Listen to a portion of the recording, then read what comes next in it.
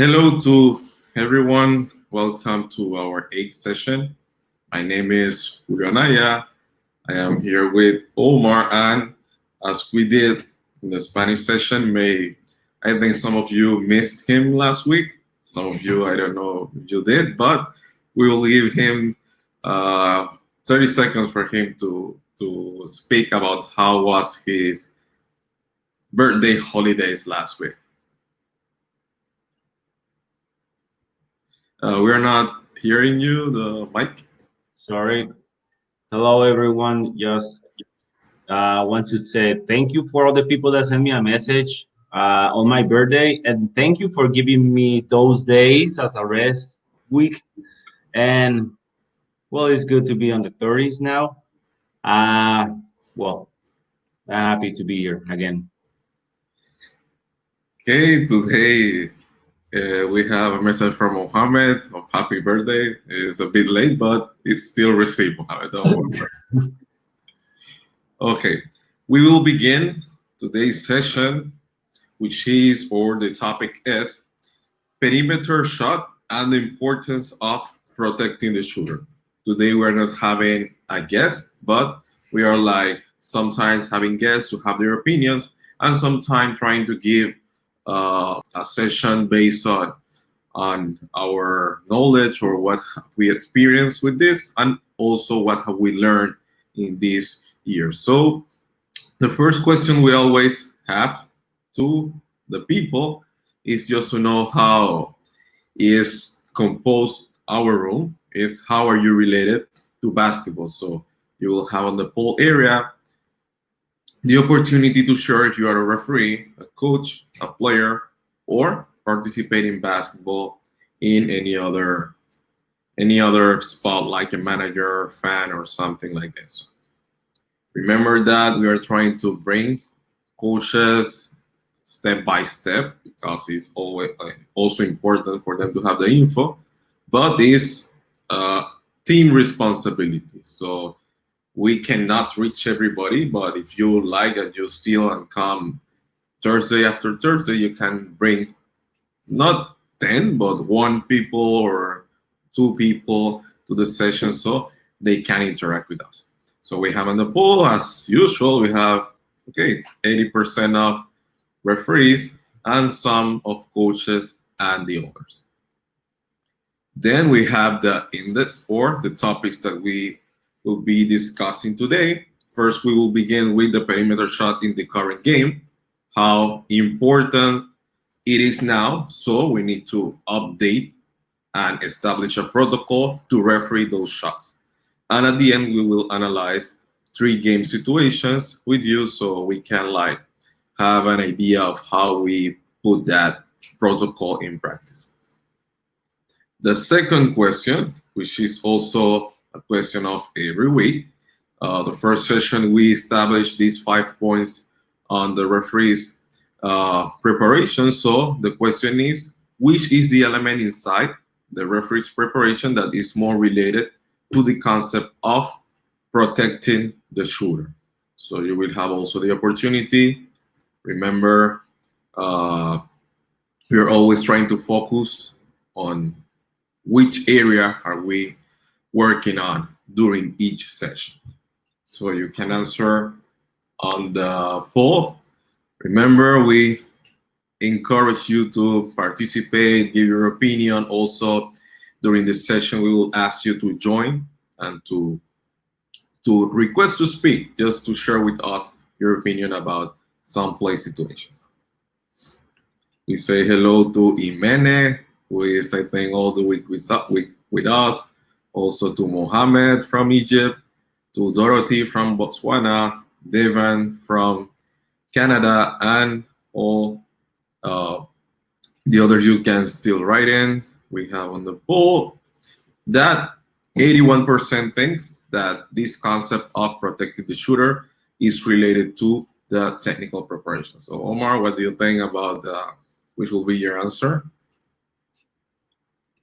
I think it will be a technical preparation, and this is something that uh, we learn game by game. So the practice make us better, And of course, mistakes make us better also. So I think technical preparation is the one.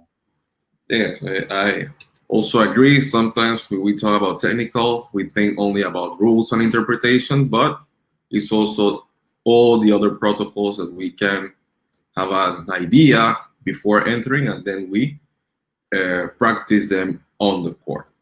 So now it's time to begin. Well, one of the main topics that we have right here is that the game change year by year, and these latest changes that we have on the game are that we are more perimeter or more 3-point shots, and how we can adapt to those situations, because I think the key word here is adaptation, and how we can adapt or refrain to be ready to referee those plays that are happening basically every single play. And we have an example right here of well, you can find any game stat or any game box score of any professional league on the world. It will be on the web.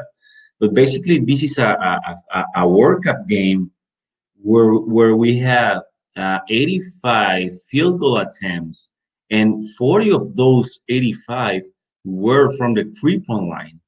What this means that basically uh, 5 of every 10 shots to the baskets are made from the 3-point line. So basically we have 50% of them from the perimeter, and these make us a red light, or like focus on how we can be ready for those. Because you can see any game on the world, and you'll see that we have basically two type of shots. It will be perimeter or long 2 points or 3-point shots, and also we have a lot of fast breaks, as we can see on the next page, where we have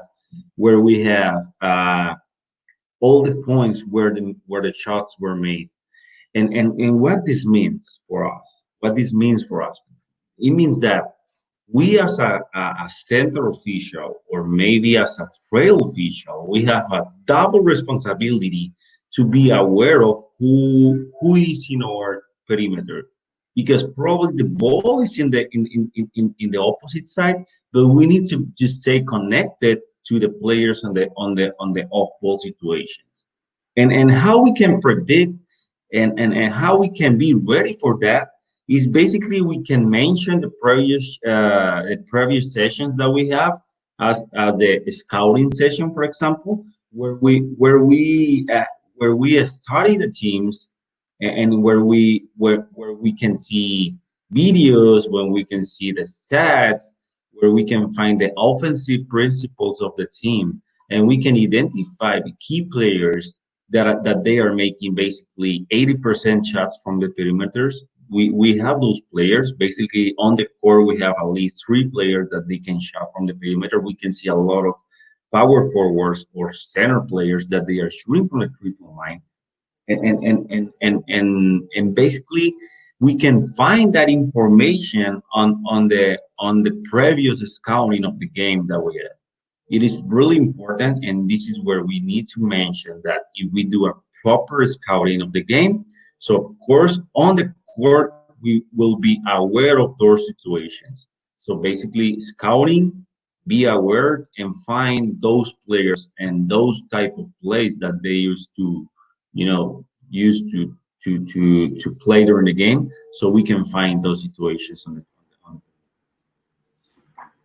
So we saw the importance of, or not the importance, but how the game is being played now, with a lot of 3-point shots. Now it's time to us to get ready to referee those shots.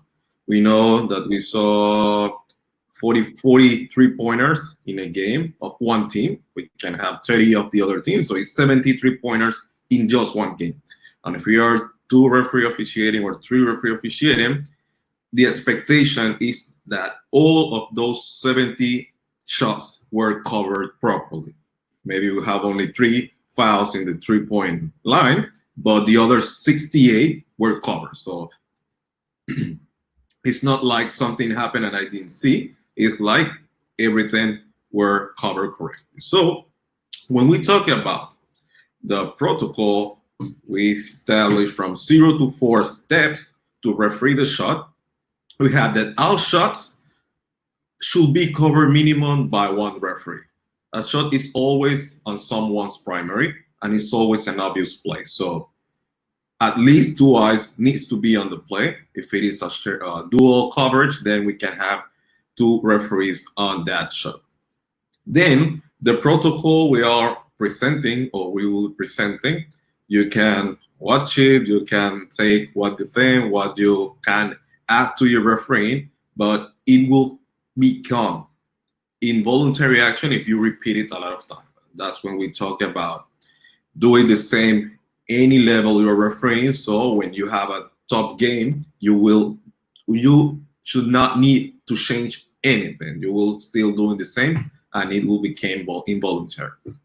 The third is, will I always have a correct decision?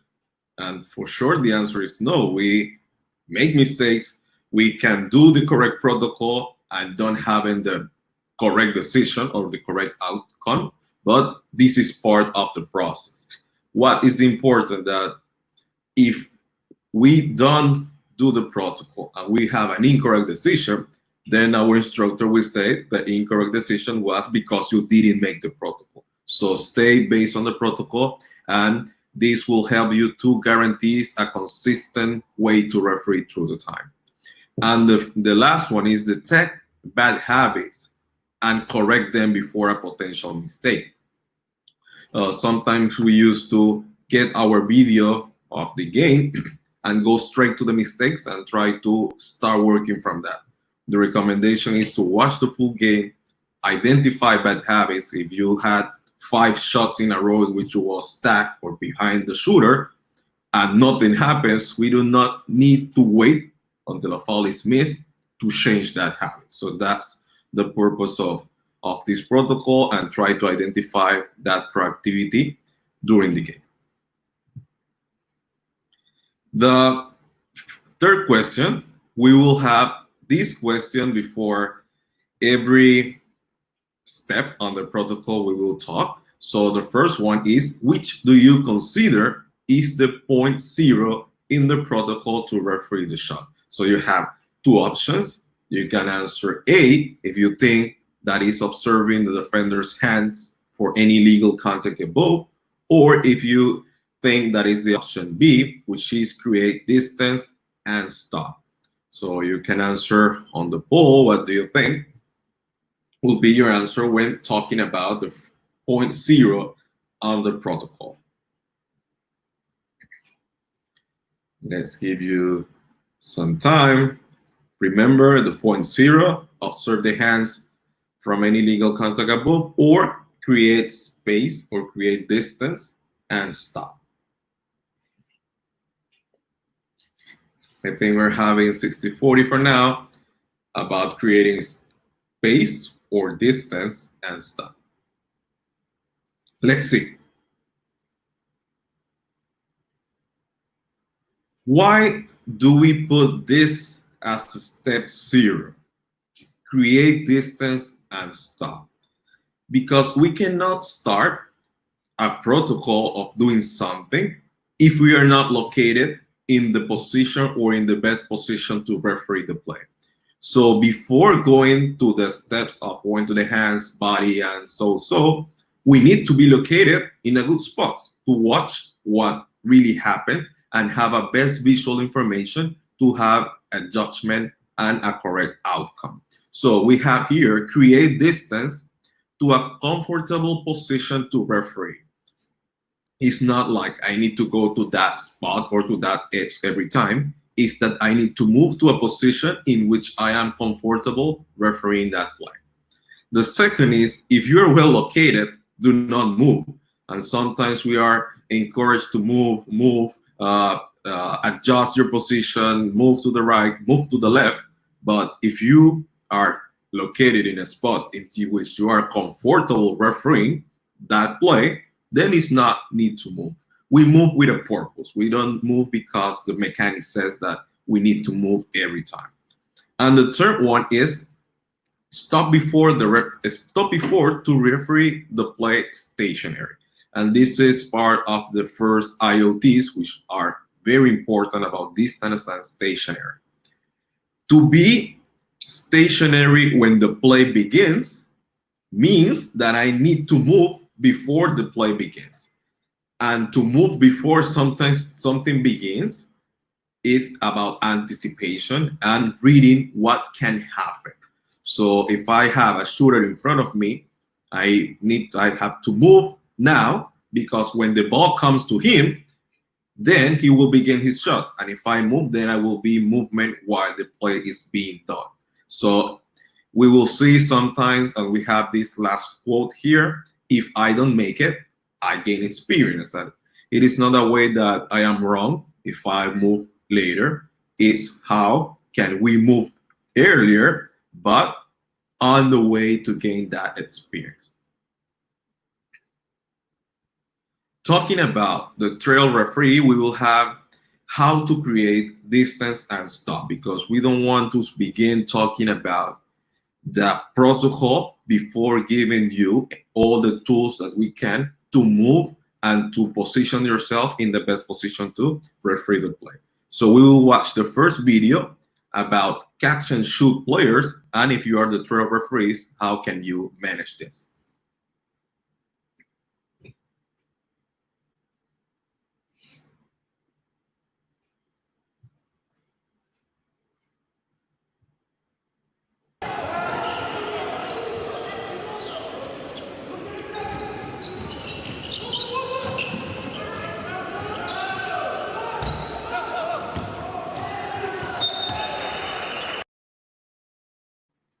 We'll watch again the video, so focus on the trail referee.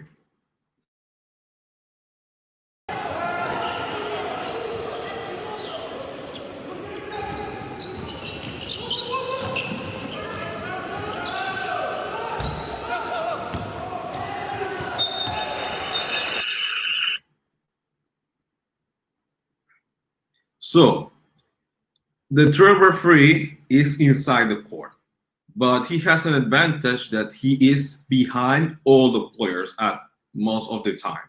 So he is in a position that there's no many players around him. So when we have a trail referee not on the ball and you have a shooter in front of you, you react if you think that that ball can come to that shooter. And if it's a catch and shoot, if I know that's a shooter that steps there to catch the ball and shoot, then I react earlier. This is a position in which is like the difficult one, because we can go or inside the court and up, or we can go downside the court on the sideline.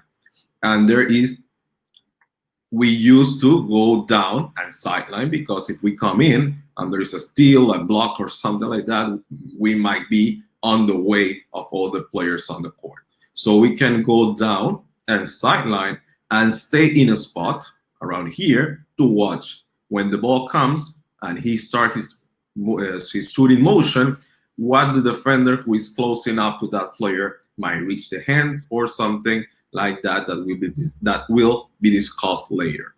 So the point is, don't wait until the ball to come to move, just anticipate. And if you anticipate and the ball didn't reach, then we come back to our position, our dependable position. So it's not like, oh, I'm wrong. No, you win. If the ball comes, I'm ready. If it doesn't, I come back to my position.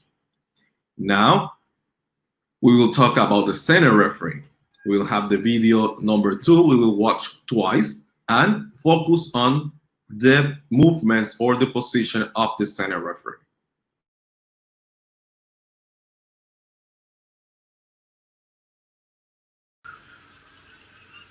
So a quick shot there from Patty Mills.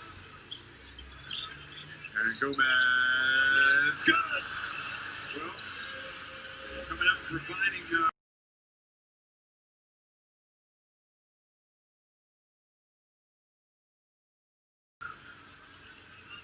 so a quick shot there from Patty Mills. And Gomez. Good! Well, coming out providing The center referee is the one who is like in a disadvantage because he is on the middle inside the court. His free throw line extended, and he might have players to his right, to his left, players moving around. So he needs to be very proactive to referee stationary. So when we are on the center position and we have a player in front of us, we can choose to move up or down, depending or where the defensive player is coming to close the shot. So in this specific situation, the center might be a little late because it was a quick pass. It can happen to all of us. And what is the point of emphasis, or I want to point out here?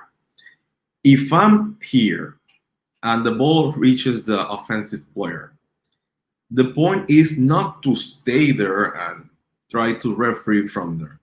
You need to show that urgency and that neatness of moving to a place in which I can referee the play.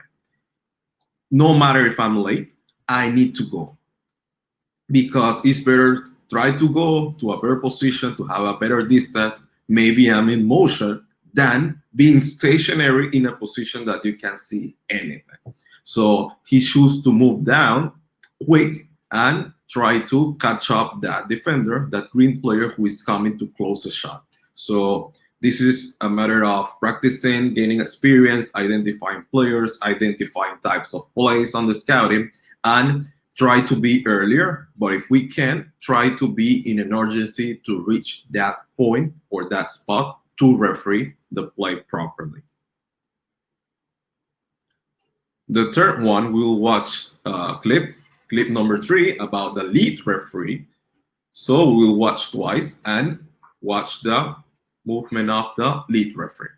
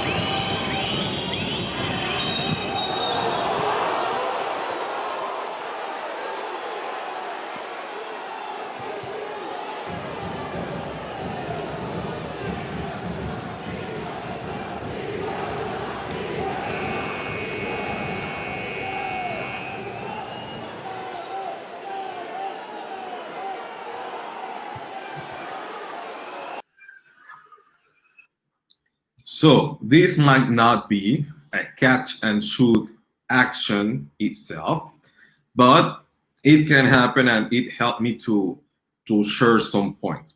First, on FIBA mechanics, the 3-point area, even if it is here close to the baseline, is by the mechanics responsibility of the trail referee. But if that player steps inside, only 1 feet inside the 3-point area, and come to the 2-point area, then it becomes responsibility of the lead referee. So it's important that the lead have the information that what's happening before to then can catch the play and referee from the beginning, or give any assistance if the play is too difficult for the trail who is on the 3-point line extended to cover. The recommendation is sometimes we don't want to go too out or too wide in the lead position, because we are still responsible of these two players. Why? Because the trail is watching the three-pointer. If I only watch the three-pointer, so who is watching this too? If they are pushing or something like that. So it's good to be in a position a bit wider so I can have an angle in which I can see this play, give an assistant on this, and stay focused also on my responsibility of those players in the near to the paint. So try not to be on a position in which you have to decide what to look. If I look here or if I look here, try to be in a position in which you can watch both situations in the same angle. So what we have here, the lead is outside the court. So he's like on a position that he don't needs to move between the players, but he needs to move on that line to go. And maybe some of you, with Gillian, talk here about the way of the call. This situation was specific, finishing the game. Yellow team was winning by 3, and if they win by 6 that game, they qualify, and the red teams is eliminated. So this is a scouting. This is knowing that they will play in this way because of this. And if we as referees are aware of what's happening about standings and so on, everything, we can be like more ready to be ahead of the situation. Now we have, let's see. Now we have player in movement. The first we try to watch catch and shoot. Now we have a player who is in my primary and is moving to take the shot as we are refereeing it. We have an opinion here. Having an opinion of this type of play is important even if they are not required to make the call 100% of the time, for sure, because we know that this is like maybe a blind spot for the trail, maybe of the position of the contact. If it's the trail has the body, he has not a big room to go to watch or have a good angle in that place. So the lead can be wider, can have that help. And also, it is 1 feet inside the two-pointer net, it becomes lead's primary. So it's good to have that look from the beginning, being aware of everything that can happen. Player in movement, we will watch the video number 4 just to have an idea, and then we will have twice focus on the center referee, and then we will discuss about the movements.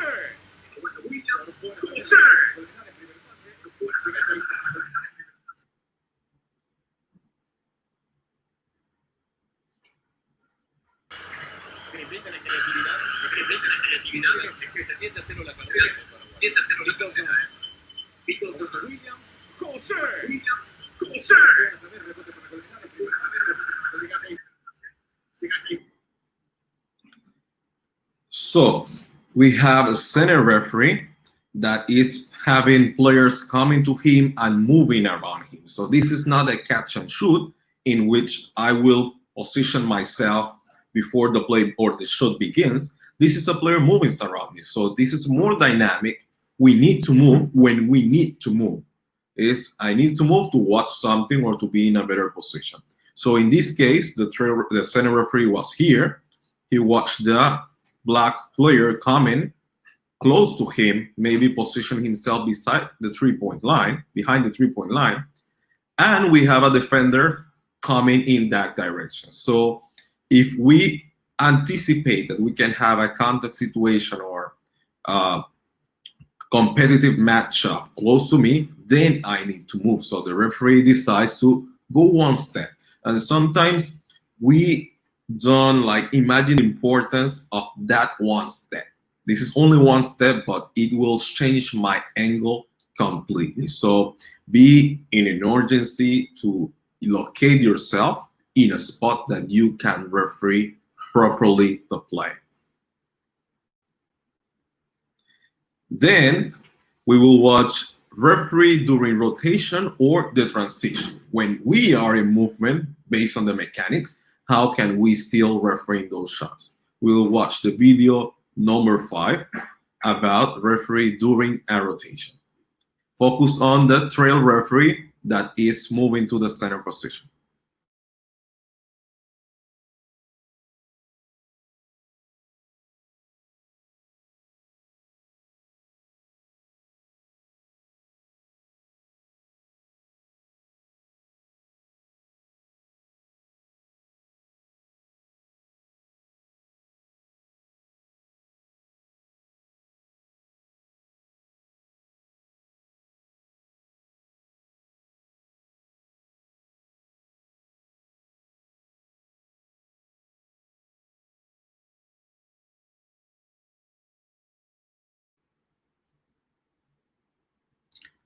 Trail referee that is moving to the center position.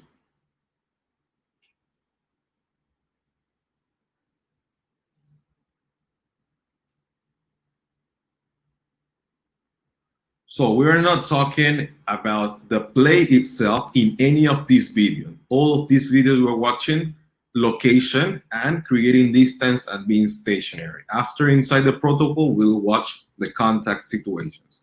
So if you have any question, you can write at any moment on the chat. In a few minutes, we will ask you to join to speak. And if you have any problem with the platform, you can refresh your browser and come back in again. So when we are on a rotation, we are moving, the lead is moving, and the trail referee is required to move simultaneously with the lead referee, just to be on the center position on time. But when we are prioritizing the importance of the things, the first thing will always be the play. The play is always above everything, because when we are talking the player, we are talking about the game.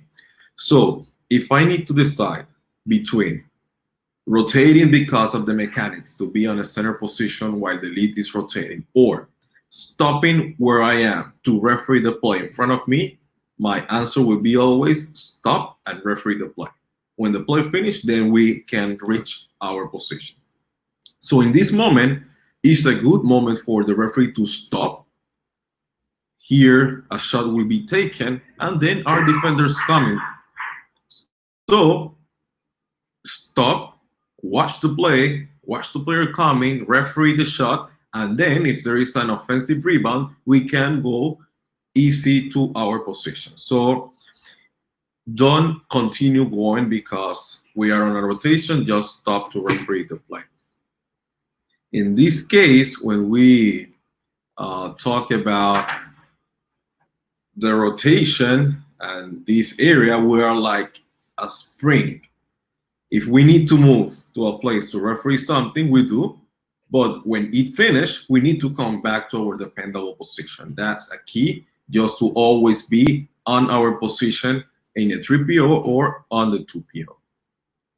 Now we'll watch the last way in which we are refereeing during a transition, and we need to be ready to referee the shot. So video number 6, focus on the center referee who's going from center to center.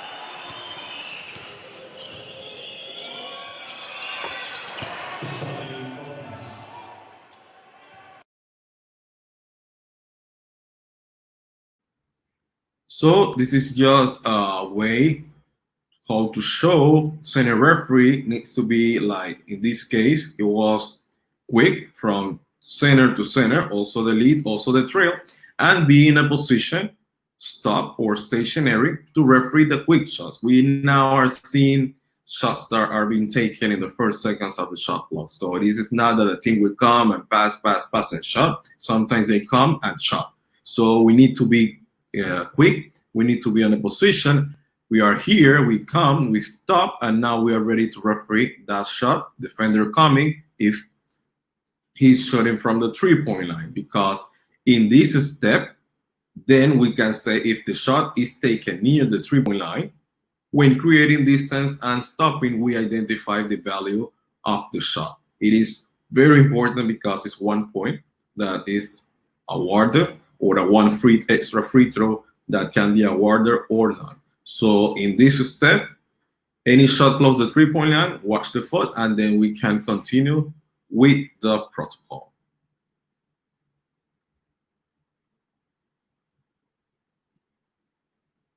So I think Omar is around here. We now will move on to the protocol itself after being in a good position. Okay, so basically the key here, before we can develop any refereeing protocol on the shooting contest, it is to be in a really good position. This is the key, so we can proceed to these next steps. So basically, we will divide this on a couple steps, and I will ask you, based on the process, which do you consider is the point one in the protocol to referee the shot? You'll see this question on the chat, on the poll, and the options are: observe the defender hands for any illegal contact above, and the option B is observe the defender's feet to guarantee that the shooter returns safe to the floor. You will see these questions on the poll again, and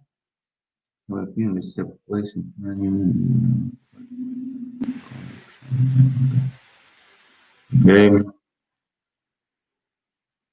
See and wall. The first step here is going up. First of all, when we have the shooting contest, when we have the shooting from the perimeter, every time we have the proper space and we are in a good distance from the shooter and the defender.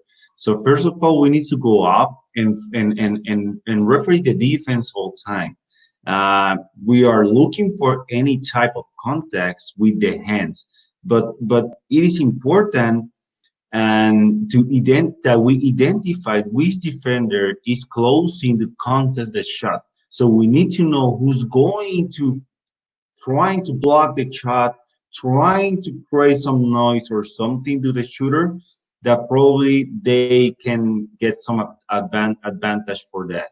Also, it is important that I need to define what should I initially see in that defender, because sometimes we are just watching the play, but we didn't know what we need to see, and it is important that after we define that we need to go up and referee the defender is going to contest the shot, we need to find some points that tell us what is illegal and what is not. And of course, if we are looking the defender, so we are looking for some contact with the defender hands to the shooter in the arms, in the elbow, or in the face. It is important for us that we find this information.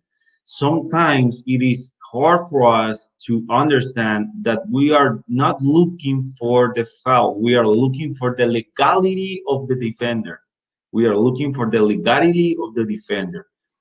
Even though if we have the contact, so we can call it. We need to know if the situation is a high five or is an illegal contact. It is not the same. Remember, illegal contact is like defender is creating the contact in the arms, elbows, or face, instead of the offensive player, after releasing the ball, he's creating a contact with the hand of the defender, who is in a legal guarding position, in a legal position, and then we have the high five. This is not legal, remember. And remember that the contacts are judged during the full act of shooting. regardless whether the offensive player has already shot the ball. So refresh, going up, and identify who's the defender that is going to contest the shot, and find any illegal contact from the defender hands to the arms, elbows, or face of the shooting player. That's the first step. And next question is same dynamic. Which do you consider is the point two in the protocol to referee the shot? Two options: observe the defender's feet to guarantee that the shooter returns safe to the floor. And the option B, observe the defender body for any illegal contact with the shooter body. Uh, you'll see this again on the poll. I can see a couple of people is answering observe the defender body for any illegal contact with the shooter body. And well, second step is going to the middle, going to find any defender contacts with his body. And this is where we have two type of scenarios. First scenario is if the shooter spread his legs, but the defender contact is in the shooter body, considering that the contact will occur even without the shooter spreading his legs, the defender is still responsible for the contact.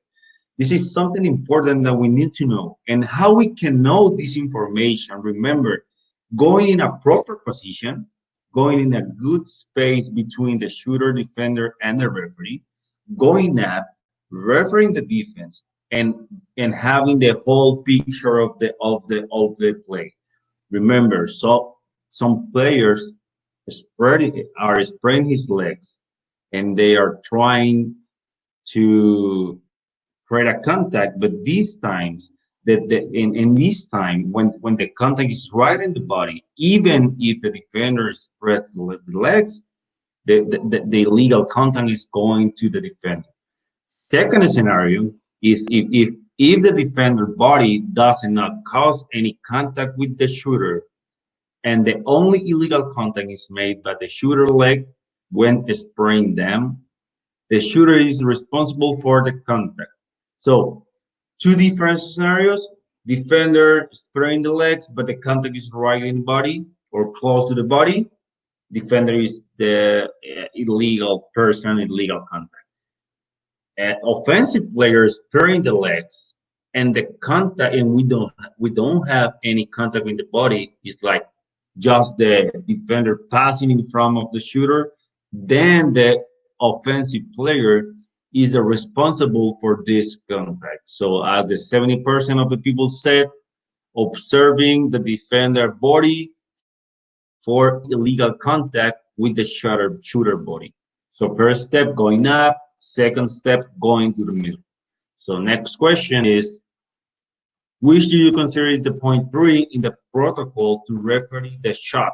Two options: observe if there is any goaltending or interference violation. And option B, observe the defender feet to guarantee that the shooter returns safe to the floor. This is the same dynamic. You have these two options available on the poll. And of course, the third step is going down and find any defender contacts with his legs or his feet. Of course, remember that the offensive player or the shooter has the right to land on his original spot or any other spot that was not occupied before an opponent were when he jumped. So remember, first step going up, second step going to the middle, third step going to the floor. And I think this is the more critical step on this protocol, because the ankles are the part of the body that most of the players are taking care of. And remember, just remember when the act of shooting ends and how many free throws we need to give if we have this type of contact or illegal contact from the defender. Because sometimes we know the contact, we have the right call, but what we don't have is if the shot was made from 3-point line or from a 2 point area. It is important that we know all the movie. And again, how we can know that information is staying before in a good position, going up, middle, and then down. And next step question is which do you consider is the point four in the protocol to referee shot? Observe the closest matchup to the rebound situation, or begin immediately the transition to my new position on the other side of the court. Basically the same dynamic, and I'll give you a couple of seconds before I can say something. I want to see a couple of answers before I develop the last part. It is 50-50. Okay, so moving forward, after we guarantee that we don't have any illegal contact up, middle, or landing on the floor, of course, the next step is going back to the rebound, going to the next play. And I think most of the times when we have the release and we don't have any contact or any illegal contact between the defender and the shooter, most of the referees, that 60-50% of us, we are going stepping back to the next play. And the key here is a step, is one step to the court, one step forward to stay connected with the next play. And which is the next play? The rebound. The rebound is the key play right here, because every time we have a shot from any part of the court, we have a potential rebound situations. Of course, we have a potential foul on the rebound, and of course, if as we said before, if at least the 50%, at least the 40% of the attempts to the basket are made from the perimeter, of course, 40 or 50 times, 40 or 50% of the situations are going to finish in a contest rebound situation. So just remember how the protocol is before these four steps. Stay in a proper distance, stay in a proper angle, and then going up, middle, down, and then the rebound. This is the protocol that we need to follow, and this is something that we need to adapt to our referee, because this is something that we need to do every game, play by play, play by play, and don't stepping back to the next play, because sometimes we have some situations on rebound that probably we cannot see, and then we have the throw. Okay, now we have like watch the protocol. We began with the positioning, and then we go through all the step by steps. And now we will ask any of you that would like to join our session to be part of the discussion of the plays that we will be analyzing. You can click on the request to speak button just to agree with the camera and mic, and then when you join, you can be part of the session. So we can admit 2 person, one, we can have another one. Anybody that would like to participate during the discussion, just request to speak. Don't be shy. The game we have more pressure, here we don't, so it's just a matter of learning. So let's wait a few seconds. If you have any question, remember the chat, or you can join. Okay, here, I think we can have one. Here. Hello. Hello, how are you? Julio. Hello, Omar. Thank you for having me. Thank you for joining Good to us, see you Esteban. again. Tell the people your name, where are you from, and before going. My name is Devin Seal. I'm from Alberta, Canada, and I was gracious enough to meet Julio 2 years ago when he came to facilitate one of our referee camps. Okay, Good to have you here. Now we will go to the business in which we will analyze 3 plays. So we'll go first, we will watch the plays twice for you to have good information. While you're watching the play, you will have on the poll to make your decision. So in the first one, you have red foul, 2 options. The A is in which the basket counts on 1 free throw, and the B in which the basket counts, but we have a sideline throwing for white. And option C and D is a white foul. In the C, the basket counts, and in the D, the basket does not count. So we'll watch the video number 7 twice. Pay attention, watch it, give your opinion. Then we will ask Devon, and then we will make the discussion. Hunter gets in, goes down, no call. It's back up in the corner, open, go, oh, he hits a 3, and he is, oh, no, they're saying a foul on Hunter, I think for sticking out his leg. Yes, he is. Trying to draw the foul, but they count the 3-pointer. Well,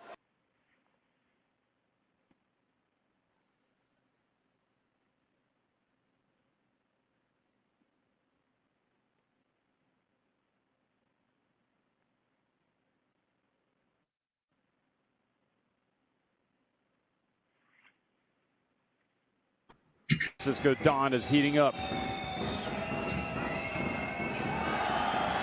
Hunter gets in, goes down, no call.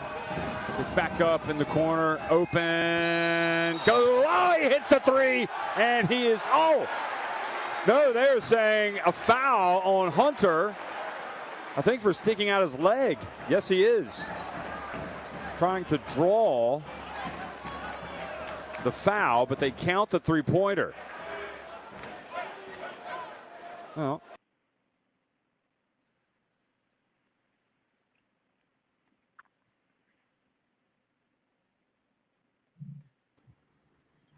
so we will begin with our guest.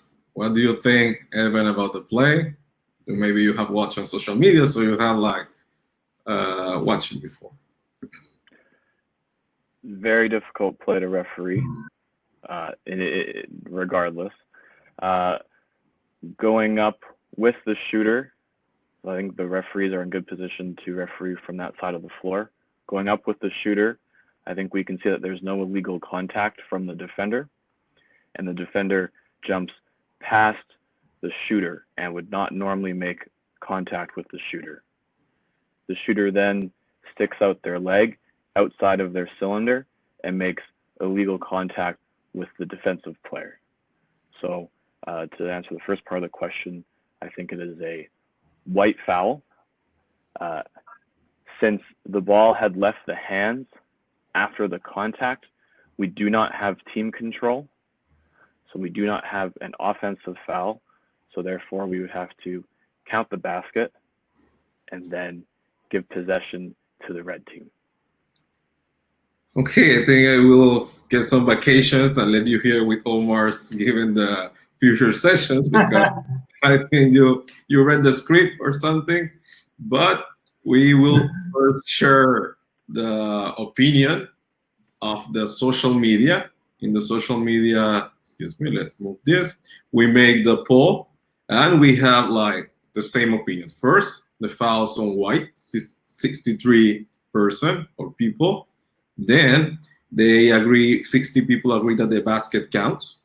And we make a third hypothetical question in which if the foul is on red, then if the free throws should be awarded or not. So I think social media plus Devon plus the poll here agrees on it is a white foul and the basket count. So now let's go through some points just to always have like the same point of view when watching this play. The first one is that at any contact situation, when we are talking about foul or not, we need to identify the point of the contact. That's like the key, because that's where we are judging. So in this case, the man says, the hands, we have nothing. Then we go to the body. He passed him. He didn't go through him. So we have nothing. And then we coming back to the floor, we have something, or the point of the legal contact. So when we have the point of contact, then we analyze who's responsible of creating that contact. So when we watch the step 2, in which we said, if there is contact with the body, then we disregard the leg because it will be contact with the leg or without the leg. But when there is no contact with the body, like in this case, we watch the green area in which there is a big space between the two bodies, and the only contact is here with the leg, then the shooter is going out of his cylinder. We have in the better explanation in the 2020 rule that says if the offensive player brings his hands, his legs out of his cylinder to create illegal contact, then he is responsible for that contact. Then we will go to the penalty. The penalty on the call we made. We decide if it's a foul on white, but now, as you said, the location of the ball will give me the penalty if it is a team control or not. So we all agree that the ball was released. Look, it's like far away, it's not too close, so it's quite obvious that the ball is released. So this is not a team control foul. If the ball enters, it counts, and the foul is a personal foul. In FIFA, we don't have the term loose ball foul, but in this moment, no team has the ball. So we cannot say defensive foul neither. So it's a personal foul of a player, and nobody has the control of the ball. So in this case, on the graphics, we see that the team fouls is 2 against 3, so we don't have any penalty situations in which we need to bring this red player to the other side to shot or to have 2 free throws. So if we have, I don't know which is the red and which is the white, but if we have the white with 4 or more, then we need to bring the red player to shoot 2 free throws. So I think it was a good, okay, you gave all the answer after the people commented, but an important way, because now we're talking refereeing, is the referee signals. He covered the play properly. You watch, he's in a good position, good distance, he's stopped, he's watching it all the way through. So he got the whole information to have the correct decision. But now when communicating these situations which are not common, and maybe the people don't understand if you call foul on the shooter why the basket counts, then he followed the protocol like perfectly. He go first, he signal the attempt, then when he watched the contact, he go with the fist, personal foul. Sometimes we go straight with the team control because it's a shooter, but he went to the fist, then we count the basket, and then we signal that this is the direction of the play. So the foul is on a player that the team that will get the ball will go in this direction. So he shows everybody in a very understandable way what's the contact, what's the foul, what's the penalty. So this is very good for us. And also when he went to the table, he make the signal. We have not this signal on the book yet.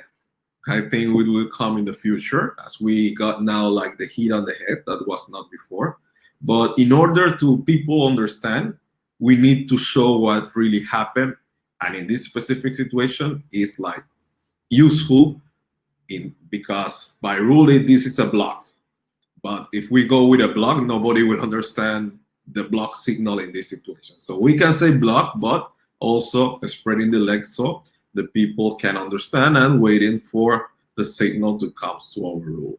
So any other comment you can make through the chat? Devin, something else to share with the people? If we have like very shy people, so if nobody wants to join or request to speak, you can stay there and continue with the next clips. If you don't care, you can say. So any other comment about the play, about the We don't ask Omar because he has the answer on the iPad, so we will not go through that. Yeah, I just want to say that it is important that we know the status of the ball at the time we make the whistle, because as Devon said before, of course, he said the ball was released already. So then we have a different penalty instead of having the ball in the hands. So it is important every single time I blow the whistle, no matter if it's a shooting foul or not. It could be a violation, it could be a goal technique, it could be a whatever it is, but we always need to know the status of the ball. That's a more emphasized point that I can say. Yes, and it represents 3 points or not. So it's very important to know if we will give the basket. And we have this question on the Spanish session of, okay, if I didn't see you, what can I do? Something guess. But before guessing, we can ask our partner if they know. But as I say there, in a high percentage of the cases in this play, we have this first and the feet last. So in a big percentage, the ball is at least very close to the release before that contact below occurs. So it is not about guessing, but having an idea of how the things usually happen. So Devon, another comment about the play before going to the next?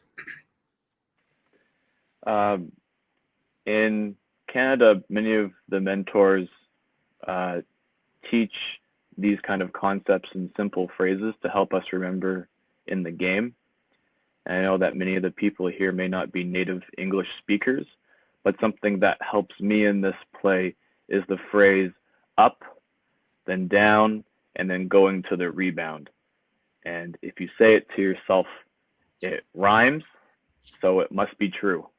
You can have a song if you want with that phrase. Now, we have a question. What is the best position for protecting the shooting during the fast break?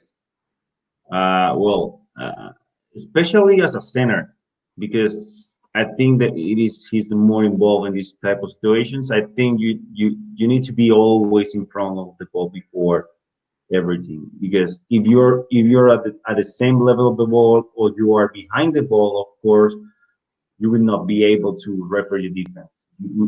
It is better to stay one or two steps forward of the ball, above of the ball, so you at the time you have the shot, so you are in a proper distance, you are in the best angle. So if you need some distance, if you are one step ahead behind the ball, so you need to make 3 or 4 steps to be in the best position. If you are 1 or 2 steps above the level of the ball in the fast break, you don't need to do nothing. Just stay where you are. So always stay in front of the ball. and also remember, transition means to us movement, moving. We're moving in transition. And the IoT says we need to be stationary when refereeing the play. So as Omar say, if I am ahead, I am ready to stop when I anticipate that a shot can be taken. So this is a matter of going quick. If you see that he's coming close to the line to release the ball, then you stop. And then you can referee instead of continue moving to the free throw line extended, that sometimes we used to do. Now on the second clip, first we will show you the question, which is, what is your decision in this play? White foul with 3 free throws, white foul with a sideline throw-in for red, or red fakes. So we will watch the video twice. Then you will have the question in the poll, and then we will share our opinion.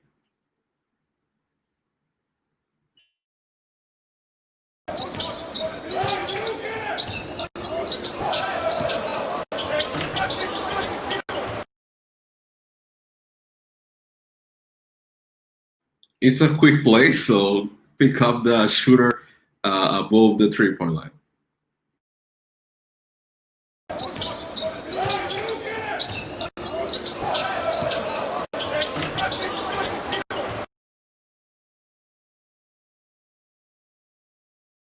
First we'll ask to Devin his opinion, then we will go to the poll. What do you think? In what you could see, if you need to watch again, tell me and we replay it. But what could you see? Defensive foul, 3 shots for the shooter. Okay. Very quick. We have here on the poll is defensive foul, three free throws, 60%, and maybe some things red fakes. So it's between these two. I think it's good to determine if there is a defensive foul. There's free throw. Nobody say sideline, so it's okay. And now we will go if it is a defensive foul or a fake.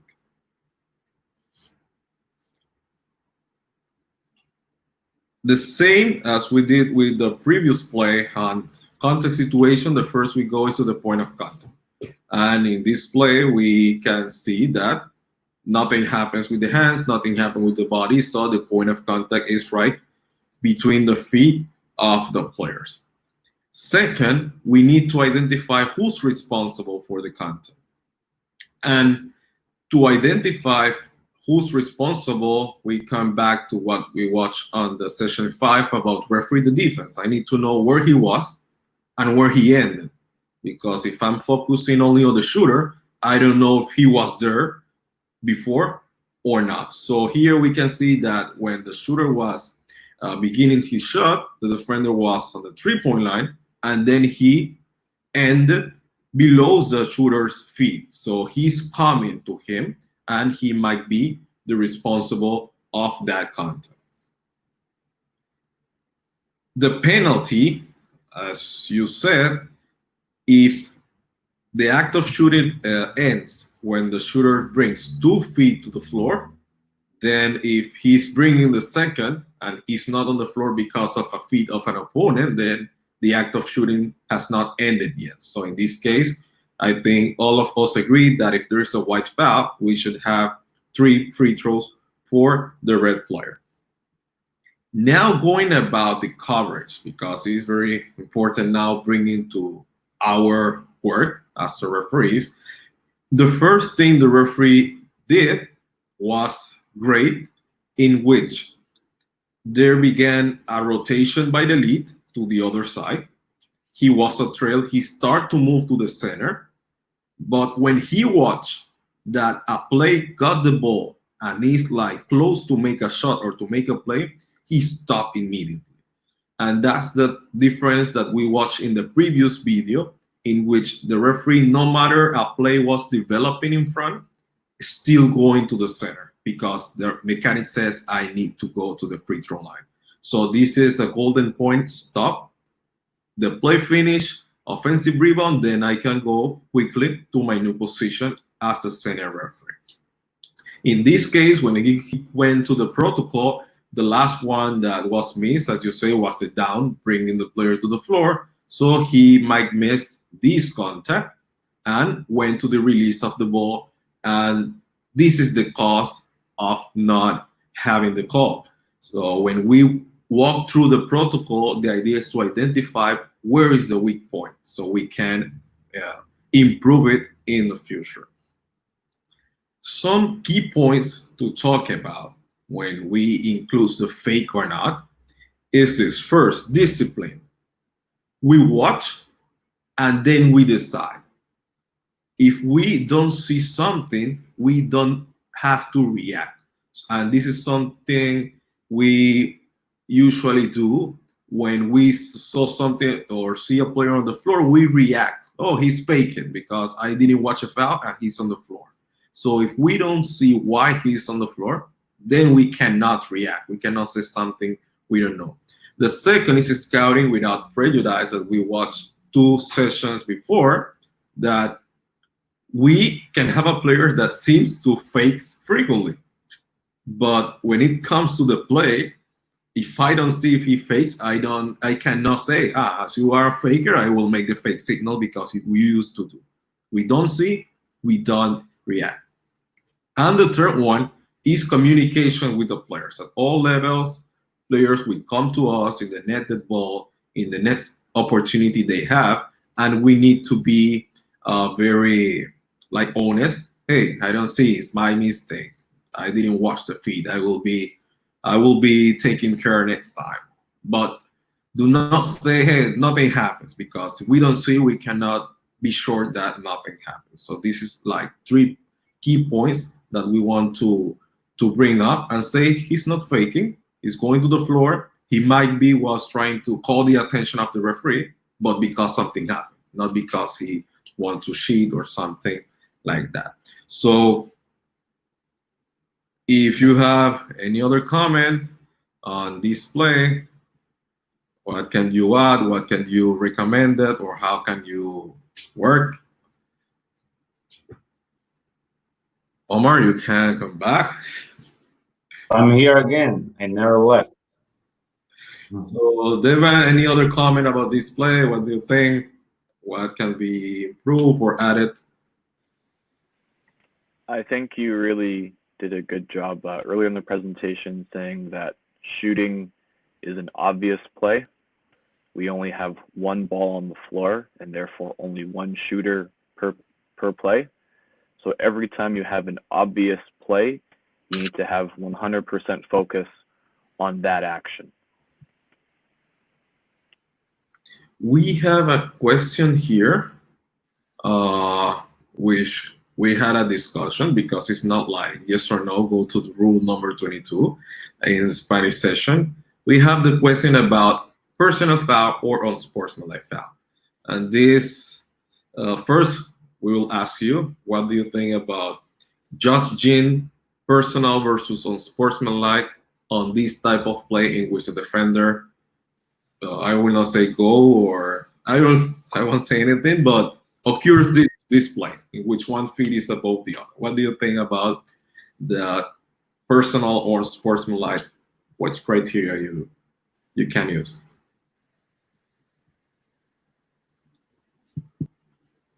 Yes, this is for Devon. Then, Yeah. what do you think, Devon, about this question, personal or sportsmanlike in these types of situations? This particular action could fit under the criteria of no intent to play the ball. I would ask myself and I would ask my crew, have we addressed this type of play earlier in the game? Have we communicated that with coaches and players? Or is this a mandate from our supervisors or the league to try to eliminate this behavior? If everybody knows that this action is not to be tolerated this week or this month or the rest of the season, I think it's a fair point to consider an unsportsmanlike foul to tell the teams that this type of action should stop as soon as possible. If we, as a crew or as a group of referees, have not addressed it whatsoever, then I feel like it would be surprising to the team to have penalized them, and they might feel that it's unfair. Omar, you will begin today. Well, as I said before, when we are in the protecting the shooting process, we are trying to making sure that when the players landing on the floor, we don't have any type of this situation. And when we have those, it doesn't mean just because that happened, always gonna be an unsports foul. Just read the play, because in the Spanish session, a referee told us that the intention was part of the criteria to judge that play. And the truth here is that we are not able to judge the intention. We are refereeing only the actions. And in that position, or based in that, we need to be able to have that common sense, that criteria, to identify when the player was or when this situation was incidental, because sometimes it is incidental. Sometimes the player is trying to defend to defend the shot, And then when he's spinning back to the basket, then we have the offensive player landing on the foot. And sometimes the defensive player is stepping forward with all the intention. But we are judging only, we are referring only the action. So we need to be smart to have a defendable call, because this is the key part.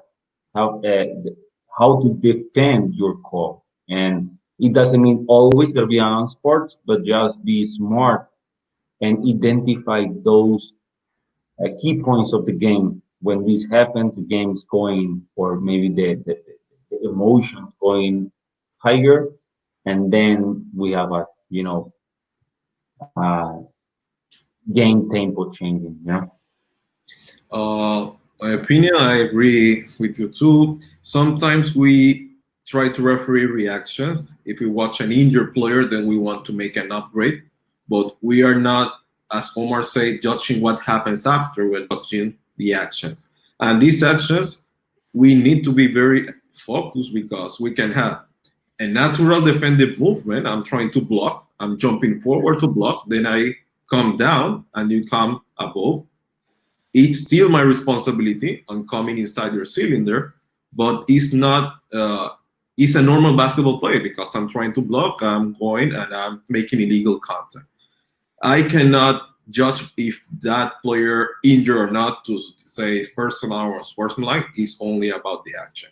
But if we recognize a player that is on the ground, that watch the shooter going up and put his feet with like that movement to put his feet below the shooter, then we can, hey, you are not making any intent to play the ball on the spirit and intent of the rule, then we can put it on the C1. So it's just judging the actions and watching what the defender is doing to see if it's normal play or is this UFC one. Yep. So we will go to the last clip. So the same procedure. Now, Omar, I will share here the question. Okay, so in the last play, we have basically the same protocol, the same activity. What is your decision? Red foul, basket counts, and one additional free throw, or red foul, basket counts, and sideline throw in for blue, or blue fakes. And we'll see the play. I will ask you before everything to implement all the information that we use today. Remember to keep in mind your distance. Remember to keep in mind your stationary refereeing. And after that, what's the process to referee the protect the shooter situations? One more, just really short.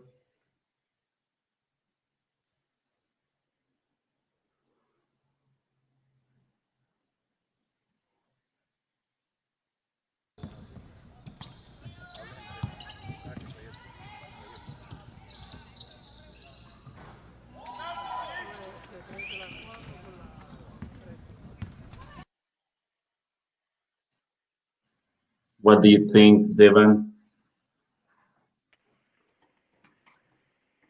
Can you give me the options one more time, please? The options are basket counts, red foul, basket counts, one additional free throw. It means that it is an and one, basically. Option B, red foul, basket counts, and the sideline throwing for blue. And option C, it's a fake. I'm fairly confident that I can eliminate a faking situation in this because there was contact. When I watch the action and go up, down, then rebound, I don't believe that the foul was in the act of shooting. However, there was illegal contact on the box out, so I process of and a sideline throw in.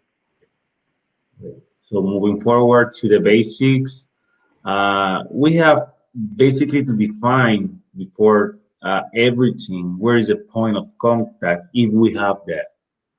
Just remember, keep in mind your distance and to be in a right position before everything. And of course, in this play, the point of contact is right on the body. This happens when the defender is boxing out after the shot, and basically the contact is in the body, right in the chest or below. And after that, uh, we had move one more, will you please?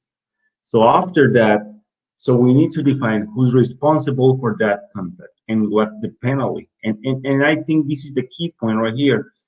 And after we define that we have the contact and we define who's responsible in this situation, the defender is responsible because this is something like when you are stepping forward, going below the shooter.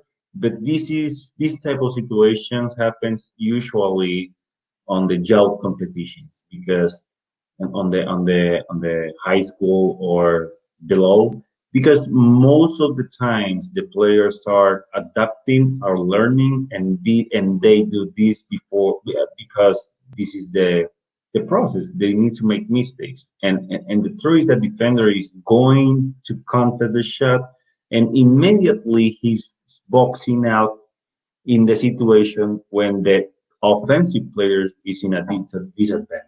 Is not in an equal conditions. And the penalty, and I remember that in the Spanish session I said the easy way for all or for all the people, because this is the situation that most of people can complain and they will ask for the shot, for one more free throw or something like that. And most of the time it's going to be the easy way.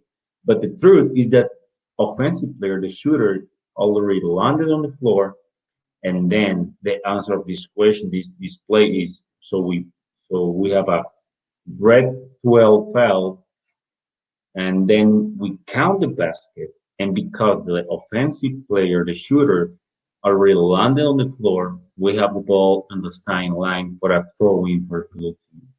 That's the truth.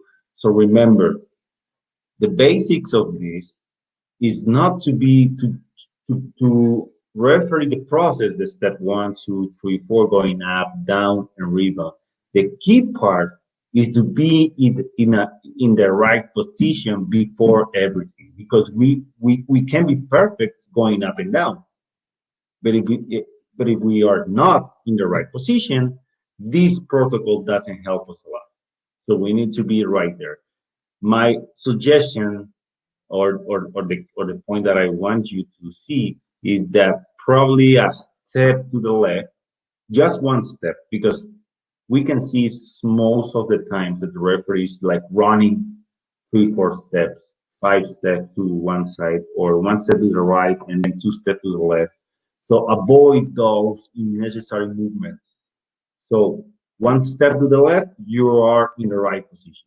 Then go to the process and then call it and do whatever you want to do.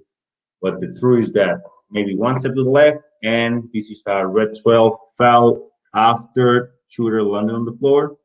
So the ball counts, and we have a throw in for blue team on the sideline. If you have any questions, anything, you can tell us on the chat or request for talk. But I think we have some shy people over here. Okay, we want to thank you, Devon, for your participation. We hope you enjoy and keep in touch on the next session that we will show you what will we have on the next week. Next week's session, remember, we same time, same day, next Thursday, we will have the digital session number 9, which will be pick and roll. Players' purpose and points of emphasis. We will have a guest, which is a national, the Panama, a member of the Panama national team, who is Eugenio Luzcando, who is a shooting guard or a guard player. So he will try to interact with him, watch some pick and roll situations involving him and what he's trying to do, what he's asked by the coach, and then how as referees we can referee this situation. So any question, as Omar says, you can do through the chat, or you can request to speak. I think Agustin was close to join us. Maybe he can do, maybe he can. Any other question, please ask what you have. You can watch the session after when you receive the link, but we would like to hear. We have a question. In the transition, you make call when you are running. It will depend. Remember that being running is not like, okay, we need, or the recommendation is to be stationary, but sometimes we need to move. And if we are in transition, we are moving. So if we are, as Omar says, center referee is the one who is in the middle. So if you are ahead, and you can stop and watch. But the recommendation is, if you're running in transition and you watch that something might happen, maybe a block shot situation, maybe a shot, maybe it's anything, stop where you are. Okay, if you are running fast, you will be close to the play, not 10 meters away. Like, hey, he told me to stop. I stopped where I was 15 meters. No. If you are with the play, you stop, watch, nothing happens, you can continue going. So this is the recommendation. Not to overrun when something important on the play is happening.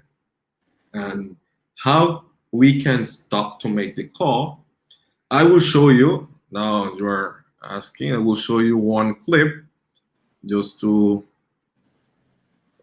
an example of distance and stationary here. Let me 1 second. The distance.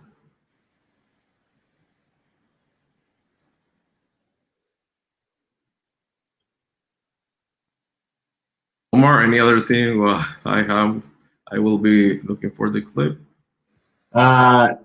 Remember, it doesn't mean because you're in a transition you cannot make a decision. So it means that if you are always ahead of the ball, so you're always in front of the ball, of course you'll see the play properly. So because he said how we can stop to make the call, it means that at the time you make the whistle, you need to stay where you are to get involved on the situation after you blow the whistle. It doesn't mean you blow it, you leave. No, it means we have the block shot situation, you call it, and then you get involved to the play so you make sure the emotion doesn't grow in. I will search one play. I think you are watching it. Let me put a mute or this mute here now.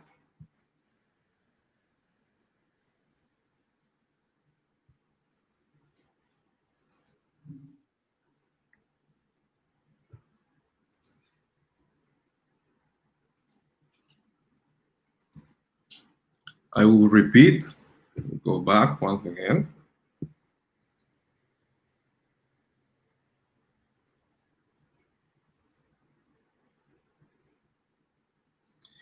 This is an example. It's not like stop to referee a shot, but here is stopping to referee a situation of contact. And we watch center referee. As you said, center referee is moving with, if the ball is moving fast from the front court, the idea for the center referee to go straight to the free throw line stand. If the ball is being moving to the front court on his side, then it's not possible to go straight because we need to give some assistance to the trail and the ball is on the center side. So in this case, that is like the way sharing it. Here, look, blue number 5 is closing this area. Is encouraging the white player to go to his left. If he go to his left, then here is another blue player. So when he reach that place, there will be a contact situation or there will be a trap or something like that. We don't want the center to continue going in the transition to the free throw line extended because I will reach by the mechanics, yes, but then I will need to come back to referee the play. So in this moment, I need to stop And when this context situation occurs, be stationary if I can. So the point is that anticipate possible actions, stop before they happen. So when they happen, like in this case, we are stationary to take the decision. It can be in another distance, a better distance or something, but it is important to be stationary. Now watching the replay here, we watch the blue number 13 blocking the player to the sideline. So the key point is that it is on a transition, but the referee should not overrun the play in which they can be too close or on a position that is not able to referee. So when we talk about on the transition, trying to be stationary, this is an example of thinking that something will happen, stop, and you can referee stationary. If you are the trail that you are coming, the last one coming, you cannot stop because you will be too far from the play. In this case, as some are saying, sometimes you need to have a call in motion. If you are a lead and you're running to the baseline, we are requested to have our head to the court. And if you're going to the baseline, we need to make a call close to us because it happens. Then we don't want to reach and then call. We need to call in that moment. So any other question you can have? I think here we cover this. Any other question on the chat? Any other request to speak? We have 3 more minutes to have any other discussion. Next week, same time, about pick and roll. We will talk about pick and roll. So any other thing, Omar? Something to remember while I think somebody requests to speak. Let's wait.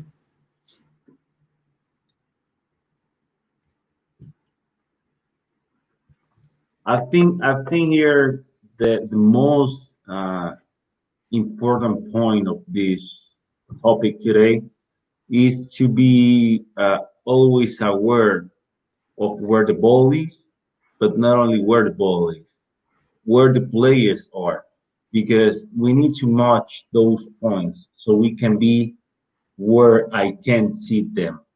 It doesn't mean I need to move 2 meters or 10 steps to be in the position, but it means that always read the play and move based on that. So you can be where you need to be. The key points: stay in a proper position, read the play, and then going up, down, and the rebound. I think that's a key point. So we can improve. So we can adapt those points to our refereeing. And remember, it doesn't mean just because I make a mistake, I'm not a good referee. Remember, we all make mistakes. But the point is how we use those mistakes to improve. So we need to encourage our refereeing to improve based on the mistakes that we make. Yeah. Any other question? If you have any other question, I think Agustin will not beat the technology. The technology beat him. So any other question on the chat? If not, we can start. Thank you for being here with us. Remember that we are mostly referee focusing. So every time we share a topic, we share the protocols and the stuff, but also bringing up what can I do as a referee to implement that and to watch the things properly to apply that knowledge. We can have the knowledge, but we need to have the correct visual information. So let's thank you again. Next week, bring only one partner, not 10. Bring only one, so we will be the double, and then we continue growing. So Omar. Well, thank you for joining us again this week. And of course, we hope that this information helps you a little bit and helps you to improve. I know we don't have any games, but it's important that we analyze these points so we can be fresh at the time we came back to the court. And well, as always, if you have any question, you have any place where you need comments, where you need any type of feedback, please reach us on Facebook, Instagram, wherever you can send us a message. You already have the email and the form, the Google form, so we can stay in contact. So thank you again, and we hope this information were really helpful for you. So thank you. See you next Thursday.